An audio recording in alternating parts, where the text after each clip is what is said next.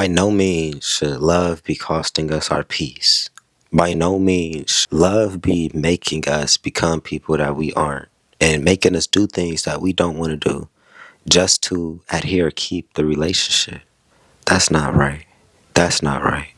But I've noticed in my past, I've did nothing but that. Gave myself to situations on the basis or the strength of love when it was doing nothing but hurting me.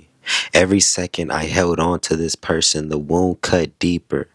But because I am the vessel of love and forgiving and empathic and this just spiritual being that I am, I find it within myself each and every time to find that one good thing.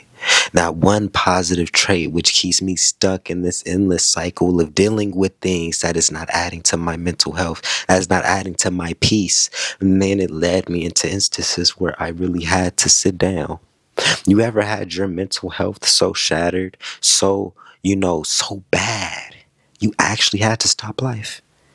You actually quit the jobs. You actually stopped talking to your friends. You actually went celibate. You actually was like, I'm done. Because your mental health was so messed up because you kept trying again after just again and again and again. Now you know the crazy part too? With us empathic people, we will give the person grace and we will move on to the next person, and the next person will do the exact same thing. And my experience has been the exact same things happening. Just different bodies, different people, but the same things are happening. Situationships, ex-lovers, just the lust of this generation is dominating us. And then I started looking, I'm like, there's something within me I need to heal. Or not even heal, because I don't even think this is beyond the facet of healing. I think this is something in me I need to bring perspective to. Why do I keep attracting broken individuals?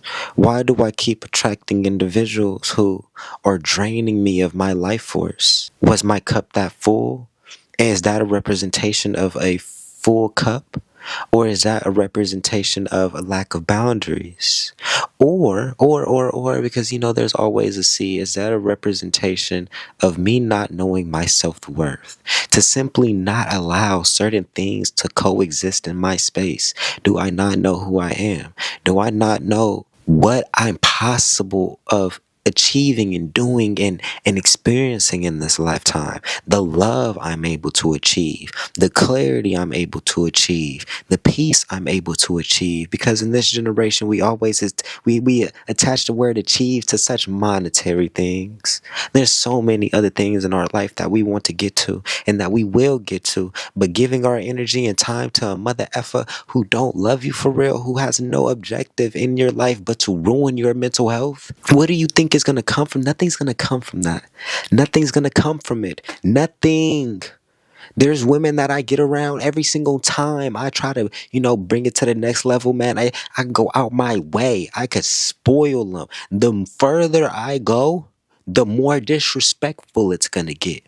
And if I'm just unhealed, I'm just attaching myself to something off the history or the love that I have or whatever experience, whatever it is, I'm going to let it get to a point where I damn near hate the person. And that is the lack of boundaries within myself. The fact that I had to allow somebody to trigger me that deep to where I hate you. And I didn't stop you before it got there. That's why I'm saying this always comes back to a picture of me of where am I at? What am I doing? What do I need to heal to actually bring better into my life? Love should be peaceful. Now that I've sat and I removed everything from my past. I mean, if I liked you, I got you gone. You're blocked. If I kissed you, you're blocked. If I even tried anything, I dated you, anything from the past, anything, blocked, removed, on to the new, removing myself for that, and then sitting in my energy and then realizing what I want is peaceful. I don't want somebody that I feel like I can just, get down and dirty with on the first night in the car. I don't want that. I want somebody that's like, okay, can we sit in the car and laugh all night till 6 in the morning? have some real deep talks. That's the type of connection I want. I don't want the connection where it's only fun because we're both getting pleasured, and the moment you're not doing what I want you to do, it's no longer fun. Like, that's not connection to me. Sex is not connection to me because it seems so easy. I've been seeing women give it up without no effort. So at this point, it's like that's the bare necessities, if anything. What more? Can we actually make each other happy?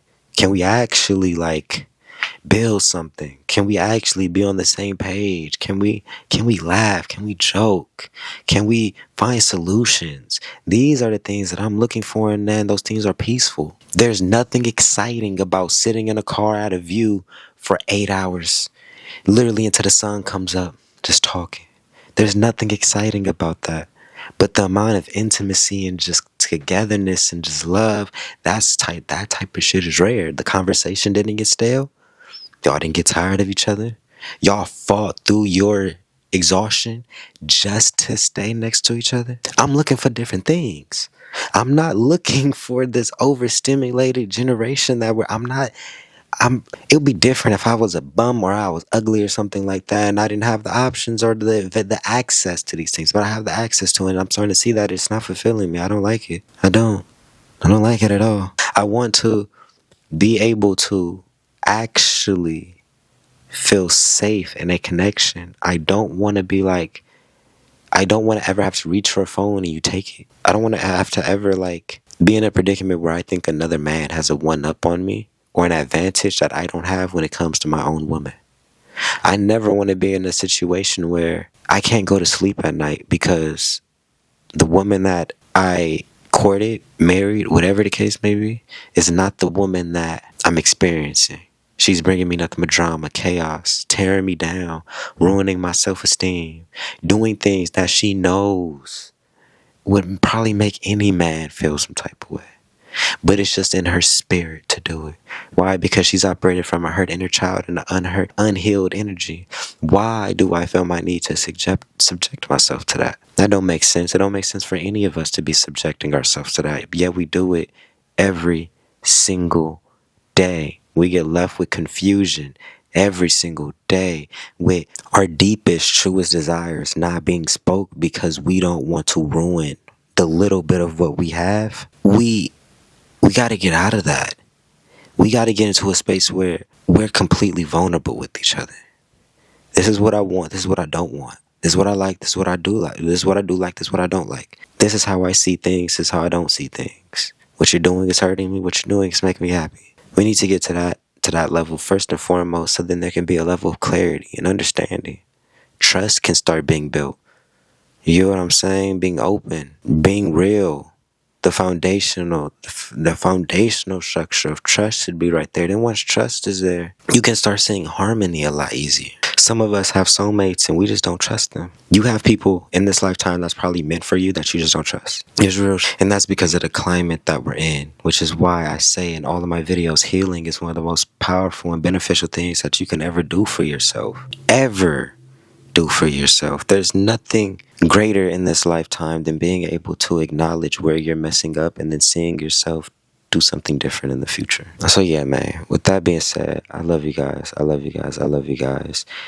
Pay attention to, life in general, and give love to the people who deserve it. Do not allow people to ruin who you are, your trajectory, your mental health, and make you doubt yourself. Make you second guess yourself. Don't allow a relationship to make you doubt yourself. That you can take the most confident person in the world, the most successful person in the world. Love can make them doubt themselves. Tame it, understand it, and then use it as a catalyst to move forward because you got an experience that you can learn from.